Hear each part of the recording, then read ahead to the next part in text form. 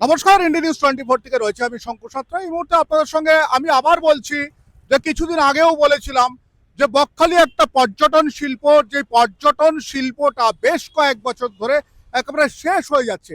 কেউ ওখানে যেতে চাইছে না, একটা কারণ, যেটা বকখালির গর্ব ছিল ঝাউ জঙ্গল, যেটা বামেদের আমল থেকে বকখালিকে দেখা হলো না। বামেদের আমলের পরে যখন এই আমল এলো, এখনো পর্যন্ত কিন্তু কোনোভাবে বকখালির এই যে পর্যটন শিল্প সেটাকে দেখা হচ্ছে না। ওখানে গিয়ে এক কাপ চা খেতে গেলে মানুষকে কিন্তু পকেট হালকা হয়ে যেতে হচ্ছে, এবং ওখানে গিয়ে দেখা যাচ্ছে যে এক একটা মানুষ প্রচুর পরিমাণে অর্থ ব্যয় করে আসছে। থাক সে কথা, আপনারা দেখতে পাচ্ছেন ছবিটা, দেখুন ছবিগুলো, দেখুন ছবিতে দেখুন কিভাবে ঝাউ জঙ্গল থেকে ঝাউ গাছ কেটে মাথায় করে তারা ফিরে যাচ্ছে। পাশেই, অর্থাৎ পাশেই রয়েছে বন দপ্তর, অর্থাৎ ফরেস্ট অফিস রয়েছে। ফরেস্ট অফিসে যারা রয়েছে তারা কিন্তু রীতিমতো নাকে সর্ষার তেল দিয়ে ঘুমোচ্ছে, বুঝলেন। কখনো সমুদ্রের চর দিয়ে এইভাবে নিয়ে চলে যাচ্ছে তারা, এরকম বোঝা বেঁধে কাঠ পাচ্ছেন কোথায়? সবাই কিন্তু ওই জঙ্গলের কাঠ একসময় কেটে রেখে দিয়ে আসে, তারপর সেগুলো শুকনো হলে বেঁধে নিয়ে চলে আসে। নিয়ম হচ্ছে, যদি গাছের পাতা, অর্থাৎ ঝাউ গাছের পাতা কিংবা ডাল ভেঙে পড়ে, শুকনো হয়ে যায়, নিচে পড়ে, তখন ফরেস্টের থেকে টিকিট কেটে সেইগুলোকে সংগ্রহ করে আনতে হয়। কিন্তু এখানে সেটা করা হয় না। প্রচুর গাছের গোড়া দেখুন কাটা হয়েছে, কিভাবে কিভাবে কাটা হয়েছে। ঝাউ গাছের গোড়া, ঝাউ গাছগুলো কাটা হয়েছে এবং তার গোড়াগুলো এইভাবে পড়ে রয়েছে।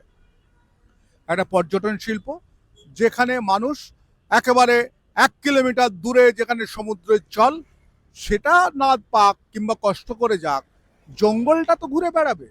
সেই জঙ্গলটাতে অপদার্থ যে সমস্ত বনকর্মীরা রয়েছে কিংবা ওখানে যারা বড় বড় মাতব্বর রয়েছে, তারা থাকতেও জঙ্গলটা নষ্ট হচ্ছে। আরে জঙ্গলটা নষ্ট হচ্ছে, যারা ওখান থেকে কেটে আনছে তারা ওখানকার স্থানীয় মানুষ, তাদের দায়িত্ববোধ নেই। আজকালকার দিনে প্রত্যেকটা বাড়িতে গ্যাসের ব্যবস্থা হয়ে গেছে, রান্নার গ্যাস, তবুও পর্যন্ত কেন তারা এইরকম ভাবে ভেঙে আনছে? এই প্রশ্নটা কোনোদিন করেছেন? এটা কোনোদিন জেনেছেন আপনারা?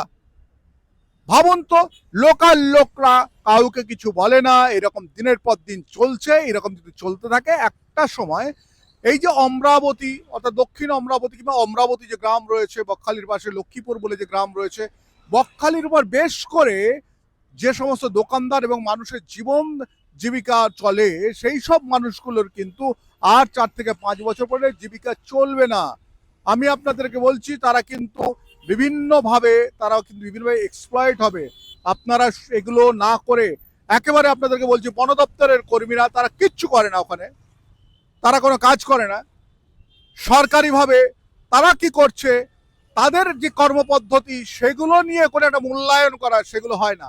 জঙ্গল শেষ হয়ে যায়, ডিএর জন্য আন্দোলন করে বনকর্মীরা, তারাও পর্যন্ত। কেন বলুন তো? এই যে সমস্ত বিষয়গুলি রয়েছে, এগুলো নিয়ে কিন্তু বারবার ধরে বলছি, যদি সরকারের তরফ থেকে সঠিক ব্যবস্থা এবং কড়া ব্যবস্থা না নেয়, তাহলে খুব তাড়াতাড়ি বকখালির মতো এই যে একটা পর্যটন শিল্প, এটা কিন্তু শেষ হয়ে যাবে। আবার বলছি যে গতবারও পর্যন্ত বলে দিয়েছি, বকখালির মতো এত নোংরা জায়গা, অর্থাৎ চারদিকে যেখানে সেখানে নোংরা পড়ে রয়েছে, সেরকম একটা জায়গা রয়েছে। বকখালিতে যা পরিস্থিতি হয়ে রয়েছে এই মুহূর্তে, একজন পর্যটক গেলে সে আর একজন পর্যটককে কোনো দিন বলেন না যে ওখান থেকে একবার ঘুরে এসো।